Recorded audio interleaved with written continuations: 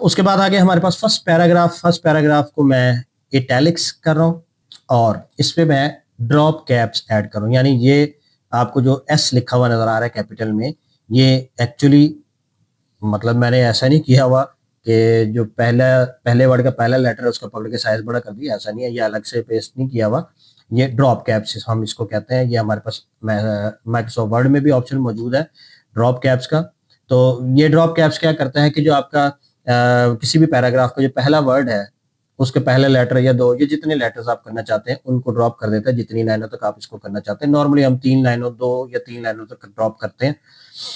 तो यहाँ पे अगर आप देखें तो ऑप्शन हमारे पास मौजूद है ड्रॉप कैप्स का। ये ऊपर जो आपके पास बार है उसमें, तो मैं इसमें जो ड्रॉप कैप्स ऐड कर देता हूँ। ऊपर वाला जो बटन यानी जो ऊपर वाला खाना है, ये आपको आप नंबर ऑफ लाइंस आप बताएंगे कि आप लेटर को कितनी लाइंस तक ड्रॉप करना चाह रहे हैं, और यहाँ पे आप नंबर ऑफ लेटर्स बताएंगे कि कितने लेटर्स को आप ड्रॉप करना चाह रहे हैं। तो मैं सिर्फ एक ही लेटर करना चाह रहा हूँ और 3 लाइनों तक मैं ड्रॉप करना चाह रहा हूँ। ठीक हो गया जी।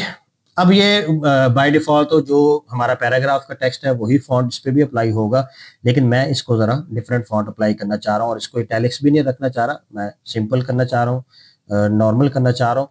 तो इसको मैं कर देता हूँ ये वाला फॉन्ट और इसको मैं सेमी बोल्ड कर देता हूँ। ठीक है जी, इटैलिक्स में नहीं है, सिंपल सेमी बोल्ड या बल्कि मैं मीडियम कर देता हूँ। ठीक है जी।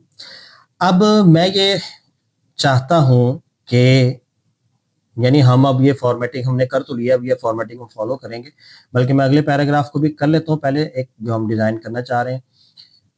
अगले पैराग्राफ में हमने क्या किया हुआ है, सैंपल बुक में हमारे पास जो पैराग्राफ है वो हमेशा उसकी फर्स्ट लाइन में जो वो इंडेंट मौजूद है, कितना है 10 mm है, तो हम फर्स्ट लाइन इंडेंट जो है वो ऐड कर देंगे 10 mm।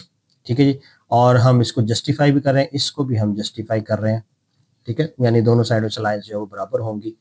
अब बिटवीन द पैराग्राफ मैं सिर्फ 2 mm जो है वो स्पेस देना चाह रहा हूँ। ठीक है जी। अब ये जो बेसिक हमारी चीजें थी ना वो हमने फॉर्मेट कर ली है, यानी हमने चैप्टर का नंबर भी फॉर्मेट कर लिया, चैप्टर का नाम भी कर लिया, हमने चैप्टर का फर्स्ट पैराग्राफ भी कर लिया, ऑर्नामेंट वाला भी कर लिया, और हमने बॉडी जो पैराग्राफ है जो नॉर्मल पैराग्राफ है वो भी कर लिया।